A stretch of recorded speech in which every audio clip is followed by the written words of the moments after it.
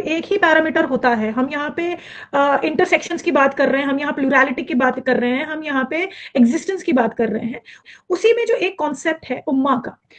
it brings solidarity among the Muslims. But in the current discussion, can we extend this moral idea of ummah into social and political life in the so called plural democracy? क्या ये possible है? तो आपने जो ये Urdu academy का एक example दिया, आपने कहा कि किसी ने बोला भी नहीं ज्यादा इस पे, तो ये जो एक साइलेंस होता है, तो और एक जो मॉरल ऑब्लिगेशन आता है, वो पॉलिटिकल और सोशल लाइफ में भी रिफ्लेक्ट होता है. So, what are the limits of extending the moral idea of ummah into the social and political life in a plural democracy, sir? हाँ, देखिए ये नौशीन, ये बहुत ही प्रॉब्लमेटिक सवाल भी है और इसको हमें बहुत ठीक से समझना भी है और बोलना भी है। पहली बात ये कि देखिए जो उम्मा का कॉन्सेप्ट है, इस बात से इनकार नहीं किया जा सकता कि अगर आप मुसलमान हैं तो दुनिया के किसी भी खित्ते में हो, यानी सियासी सरहदों से आज़ाद होकर के हम एक उम्मा है और हमें इस बात पे फख्र है कि हम तौहीद के मानने वाले हैं। हम अल्लाह के रसूल सल्लल्लाहु अलैहि वसल्लम को आखिरी नबी मान करके, कुरान को आखिरी किताब मान करके सब मुसलमान हैं और ये एक इत्तेहाद पैदा करती है पूरी दुनिया में मुसलमानों के दरमियान। इस बात पे हमें फख्र है। अब इसके साथ एक बात शुरू होती है कि देखिए ये जो एकेडमिक लेवल पे अगर आप देखें तो दुनिया के सिर्फ 57 कंट्रीज में मुसलमान एज ए मेजॉरिटी रहते हैं और यूनाइटेड नेशंस की जो मेंबरशिप है वो तकरीबन 195 कंट्रीज की है। तो 195 ममालिक अगर है तो उसमें आप 57 कंट्रीज में सिर्फ मेजॉरिटी की हैसियत से रह रहे हैं और रेस्ट ऑफ द कंट्रीज, यानी आप सोचिए कितनी बड़ी तादाद हो जाती है। तो तकरीबन 140 कंट्रीज में आप जो है बहैसियत माइनॉरिटी रहे। अब बहैसियत माइनॉरिटी जब आप रह रहे हैं तो हमारे यहाँ हुआ क्या है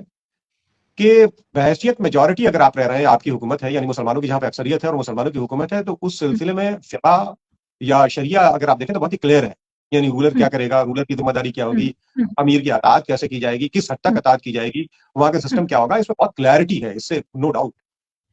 प्रॉब्लम कहां पे आती है, और ये प्रॉब्लम हम और आप इनकाउंटर करते हैं बड़े बड़े सेमिनार्स और सिंपोजियम में भी जब हम जाते हैं, कि बहैसियत माइनॉरिटी अगर मुसलमान किसी प्लूरल डेमोक्रेसी में रह रहा है जैसे इंडिया है, जहां उनकी तादाद 14% है और रेस्ट ऑफ द पॉपुलेशन जो दूसरी मज़ाहिब को मानने वाले लोग हैं, वहां पे क्या वही फिक़ही उसूल ज़वाबित जो मुस्लिम मेजॉरिटी स्टेट में है वो मुसलमानों पे उसका इतलाक होगा? पहला सवाल कि क्या वही यानी फिक़ही ज़वाबित व उसूल मुसलमानों पे लागू किए जाएंगे? मिसाल के तौर पे मसाजिद, मकाबिर और मुख्तलिफ चीजें और आपके जो इश्यूज हैं उनकी हुर्मत का सवाल है। बहुत सारी और भी चीजें हैं जैसे बैंकिंग है, जहां पे आपके पास कोई अल्टरनेटिव बैंकिंग सिस्टम नहीं है, यानी इस्लामिक बैंकिंग टाइप की। उसमें कारोबार है जहां बैंक के थ्रू ही आपको करना पड़ेगा, है ना। हजारों चीजें हैं, आप बहुत सारे स्पेसेस। तो एक मुस्लिम मेजॉरिटी स्टेट में जहां पे हुकूमत भी आपकी है, वहां शरिया का नफाज है या नहीं है वो एक अलग चीज है, निज़ाम मुस्तफ़ा है या नहीं वो एक अलग चीज है, वो एक अलग डिबेट है। वाकई इस्लामी हुकूमतें हैं या मुस्लिम हुकूमतें हैं वो भी एक अलग डिबेट है। लेकिन 140 के करीब ममालिक में अगर मुसलमान माइनॉरिटी की हैसियत से रहते हैं, उस सिलसिले में हमारा जो लिटरेचर है वो हमें कहाँ गाइड कर रहा, ये प्रॉब्लम एक हमारे सामने इनकाउंटर होती है। जब आप रिसर्च में भी जाएंगे तो ये प्रॉब्लम आती है। तो मैं ये कहना चाहता हूँ कि इसमें उलमा से ज्यादा फेलियर मैं समझाऊंगा कि सोशल साइंटिस्ट का। मुस्लिम सोशल साइंटिस्ट जो खास करके, यानी अगर आप देखें पॉलिटिकल साइंटिस्ट, आप कोई प्रोमिनेंट मुस्लिम political scientist India, Pakistan, Bangladesh, ये सब कॉन्टिनेंट ही में उठा लीजिए जिन लोगों ने इन मसाइल को सामने रखते हुए कोई थियोराइजेशन करने की कोशिश की हो। कि मिसाल के तौर पे बांग्लादेश में माइनॉरिटीज अगर वल्नरेबल है आज की डेट में, अगर बांग्लादेश में किसी को इस वजह से जला दिया जाए कि वो हिंदू है, तो ये तो इस्लाम इसकी बिल्कुल इजाजत नहीं देता। मिसाक मदीना अगर आप देखें, चार्टर ऑफ मदीना जो अल्लाह के रसूल सल्लल्लाहु अलैहि वसल्लम के जमाने में साइन किया गया और जिसे कहते हैं फर्स्ट रिटन डॉक्यूमेंट है जो माइनॉरिटी राइट्स का।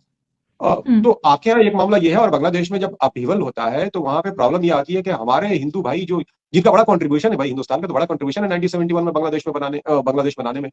लोगों ने कुर्बानियां दी हैं, तो वहां पे अगर वो वल्नरेबल हो जाते हैं तो एक सवाल होता है ना कि भाई मुस्लिम मेजॉरिटी स्टेट में माइनॉरिटी की हैसियत से अगर दूसरी कम्युनिटीज रह रही हैं तो उनके क्या राइट्स हैं, और मुसलमान एज ए माइनॉरिटी रह रहे हैं अगर दूसरी यानी मेजॉरिटी मुल्क में, तो उनके क्या राइट्स और साथ ही साथ क्या फराइज हैं, यानी क्या रेस्पॉन्सिबिलिटीज। और ये डिबेट आज की डेट में देखिए बहुत अहम इसलिए हो जाती है कि यूनिफॉर्म सिविल कोड का एक इशू आ रहा है आपके सामने, कि यूनिफॉर्म सिविल कोड हम किस हद तक एक्सेप्ट कर सकते हैं, किस तरह का। मैं जानता हूं कि ये पॉलिटिकल स्टंट है, इससे कोई इनकार नहीं है, लेकिन साथ ही साथ देखिए यूनिफॉर्म सिविल कोड का जब डिबेट आता है तो अल्टीमेटली बिगर क्वेश्चन तो यही है ना कि अगर यूनिफॉर्म सिविल कोड है तो आपको कितनी एक्सेप्टेबिलिटी है उसकी, आपके प्रॉपर्टी के या डिवोर्स के या मैरिज के जो मामला हैं, क्या उसको स्टेट रेगुलेट करेगा या कर सकता है या नहीं करेगा। फिर अगर मान लिया कि उत्तराखंड में अगर कोई कानून बना है तो उसमें एक्सेप्शन सारी कम्युनिटीज को दिए गए हैं, ट्राइबल कम्युनिटीज को, डिफरेंट छोटे छोटे ग्रुप्स को, एक्सेप्ट मुस्लिम, यानी सारे एक्सेप्शन दूसरों को दिए गए लेकिन मुसलमानों से एक्सेप्शन नहीं दिए गए। कजिन मैरिजेस वगैरह का जो मामला है, आप उससे अच्छी तरह वाकिफ हैं। तो अब जो ऐसे इश्यूज हैं, मैं ये समझता हूँ कि जो हमारी उम्मा है यानी ग्लोबल लेवल पे, तो देखिए कुछ बड़े इश्यूज हैं, या जो उम्मा जो है वो बेसिकली फंडामेंटल्स पे इजमा है मुसलमानों के दरमियान, उम्मा के दरमियान, यानी फंडामेंटल जो बुनियादी अरकान है इस्लाम पे, उसमें अगर आप देखें तो इजमा है, यानी कंसेंसस है, दुनिया का कहीं का भी मुसलमान हो, किसी भी मकतबा फिक्र का हो, वो अल्लाह के एक होने में, अल्लाह के रसूल सल्लल्लाहु अलैहि वसल्लम के आखिरी नबी होने में, कुरान के आखिरी किताब होने में उनको कोई प्रॉब्लम नहीं है। ज़कात फर्ज है, इसमें कोई प्रॉब्लम नहीं है ना? नमाज 5 वक्त की है, इस पे किसी को इनकार नहीं है। वो रोजे 30 रखने हैं, इस पे किसी को इनकार नहीं है। तो ये जो हमारे जो फंडामेंटल्स यानी जो बुनियादी अरकान है, जिसकी बुनियाद पे एक मुत्तहिद है कौम, और जिसको कहते हैं उलमा के दरमियान भी कंसेंसस है, जिसे कहते हैं सवाद आजम का कंसेंसस है, इससे तो कोई इनकार नहीं हो सकता। लेकिन वो फिर फंडामेंटल सवाल हमारे पास रह जाता है कि अमेरिका में मिसाल के तौर पे अगर कोई औरत रह रही है और उससे ये कहा जाए कि उसे काम करने जाना है तो किसी गैर महरम यानी किसी महरम को साथ लेके जाना है, हमारा ये उसूल है। मिसाल के तौर पे अगर ये कहा जाए कि महरम साथ नहीं है तो घर से बाहर नहीं निकलना है, तो क्या कुछ प्रोग्रेसिव इंटरप्रिटेशन मुसलमानों के उलमा दानिश्वर इन हालात को देखते हुए, मिसाल के तौर पर हाई सिक्योरिटी जोन है जहाँ पे चेहरा दिखाना जरूरी है, और मैं ये समझता हूँ कि उस हाई सिक्योरिटी जोन में अगर आप इंसिस्ट करें कि नहीं हमारा नकाब जो है वो चेहरे से नहीं हटेगा, तो अब अगर मानिए कि और आप उस जगह पर रह रहे हैं जहां पे आप माइग्रेट करके गए हुए हैं, यानी इंडियन डायस्पोरा मिसाल के तौर पे, या अरब डायस्पोरा अमेरिका में रह रहा हो, या फिर मान लिया कि ब्रिटेन में रह रहा हो, यूरोप में रह रहा हो, तो अल्टीमेटली आप कहाँ इंसिस्ट कर रहे हैं? आप इंसिस्ट करें कि नहीं हम चेहरा नहीं दिखाएंगे। जब आप चेहरा नहीं दिखाएंगे तो अल्टीमेटली आपकी वल्नरेबिलिटी भी बढ़ जाती है, और साथ ही साथ जो लोग आपको होस्ट कर रहे हैं, यानी जो कंट्री आपको होस्ट कर रही है, उस कंट्री की अपनी प्रॉब्लम आ जाती है। तो जब भी इंटरेक्शन मेरा यानी डिफरेंट इंटरनेशनल सेमिनार्स में हुआ, तो ये प्रॉब्लम्स यानी एक उम्मते जिसे कहते हैं उम्मत मोहम्मदिया, उसके अपने बड़े मसाइल और उसी के साथ साथ ये छोटे छोटे मसाइल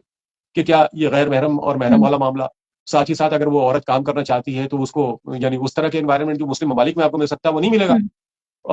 ये इश्यूज हैं। उसके साथ हाई सिक्योरिटी जोन में नकाब के साथ जाना, और उस पर इंसिस्ट करना कि हम बगैर नकाब के, या फिर किसी डॉक्टर ने अगर कह दिया कि चेहरा खोलिए, उसको इश्यू बना देना कि साहब हमारी यानी आउटरीचिंग द मॉडेस्टी एंड ऑल। तो अल्टीमेटली ये प्रॉब्लम्स तो आ रही है ना।